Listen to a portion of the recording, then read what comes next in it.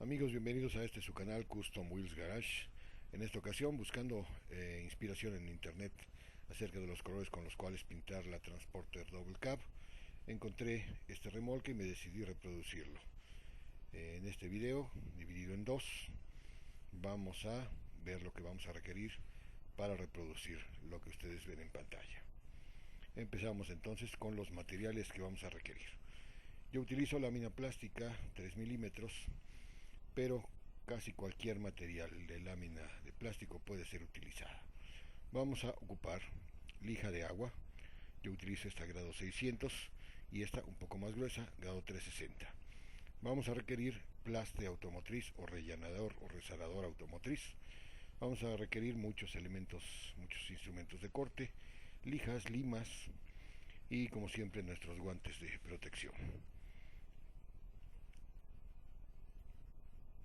Una vez decididas las medidas de la camioneta plasmadas en papel, se trasladan a la lámina plástica para cortarlas. Vamos a requerir estos laterales, uno por cada lado. Yo utilicé medidas que al final del segundo video les dejo, pero son meramente como referencia. Vamos a requerir una para tapa trasera, una para tapa frontal, que va a llevar unos cortes para las cajas de las ruedas. Vamos a requerir una para el toldo o techo del remolque, una más como piso superior y una como el piso inferior. Aquí también vamos a ocupar el gancho, que más adelante les explico cómo va a ser. Luces traseras, una defensa, posteriormente también podrán ser aplicadas. Bien, aquí tengo ya las piezas cortadas. No corté exactamente al ras, eso prefiero yo hacerlo con lima para determinar finalmente al final del proceso que tengan cortes a 90 grados o lo más cercano a la escuadra para que sea más fácil el armado. Utilizo también, como en las partes curvas, un Dremel con una lija para llevar los cortes como deben ser. Yo utilizo cortar la lámina plástica haciendo un par de pasadas o unas 3 pasadas con el filo de la navaja del cúter, y posteriormente utilizo el reverso de la navaja, que no tiene filo, porque me permite retirar más material con cada pasada. Una vez hecho esto, es muy fácil retirar el exceso y la regla nos permite hacer cortes muy precisos. Es muy fácil, les digo, retirar después lo que queda sobrante. Después de esto, sí conviene lijar o limar y verificar que haya quedado el corte totalmente recto. Bien, ya terminamos de cortar precisamente las piezas. Este par de piezas, las laterales, es muy importante que coincidan perfectamente en su forma y en su tamaño para que el remolque para que no sea difícil después cuadrarlo. Esta parte, que es el techo y que lleva una curvatura, vamos a tener que utilizar calor, ya sea con una parrilla eléctrica o con flama directa, y servirnos de un frasco o algo que tenga una curva que nos permita doblarla para hacer llegar la curvatura al toldo del remolque.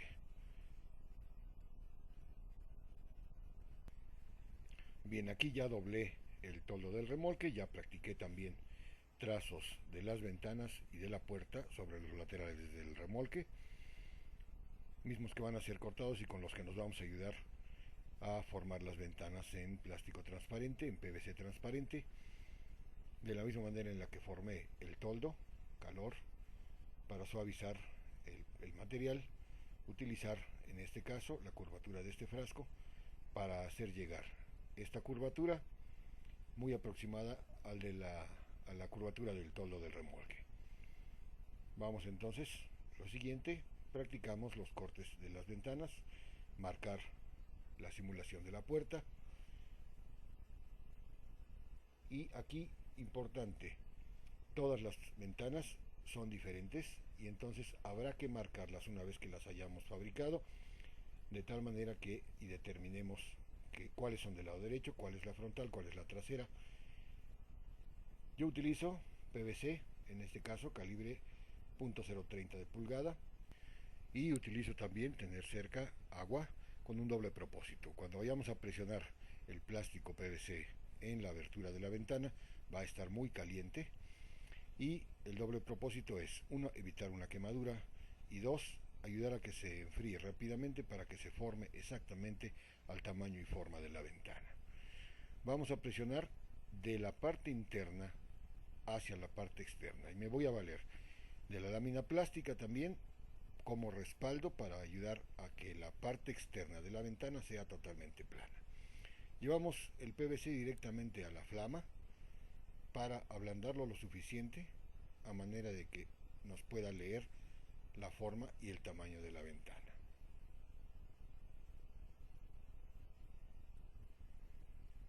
Una vez suave, presionamos directamente sobre la ventana.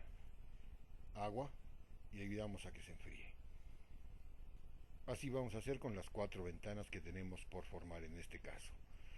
Y así es como queda nuestra ventana, por el lado interno y por el lado externo.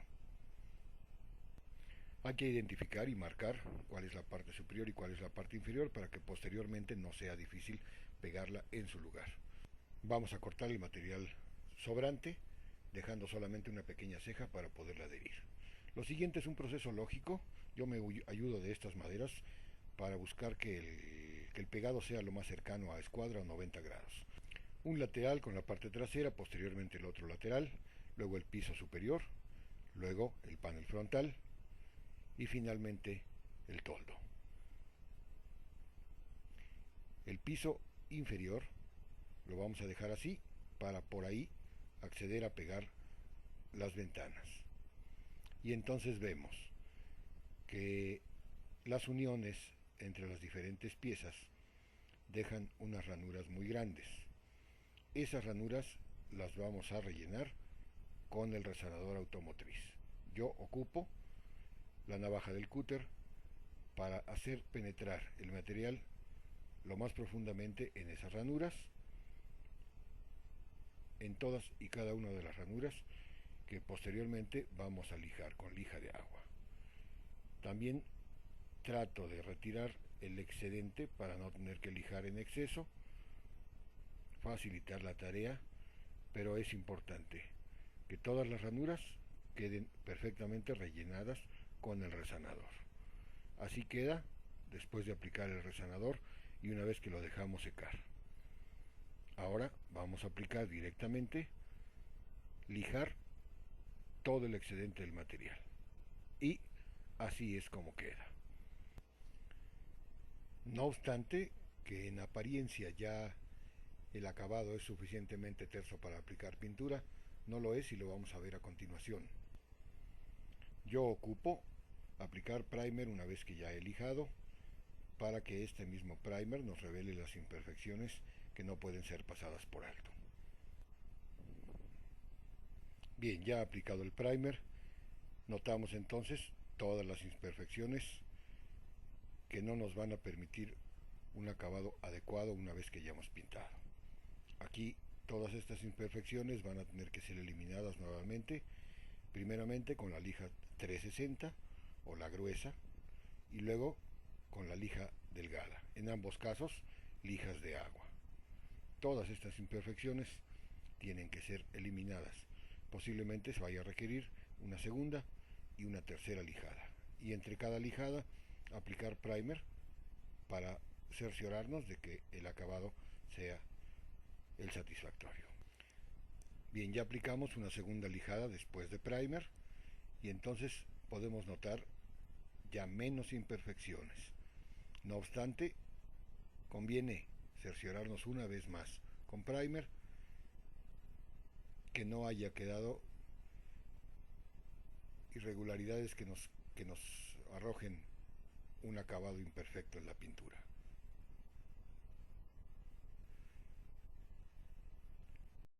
Procedemos entonces a primer, y determinamos, vemos que ya está lista para pintura. Yo voy a aplicar en este caso una pintura a 2 tonos, blanco con algunas partes en rojo. Hasta aquí dejamos entonces la primera parte del video. Continúa en la segunda parte con todo el proceso y la finalización del mismo.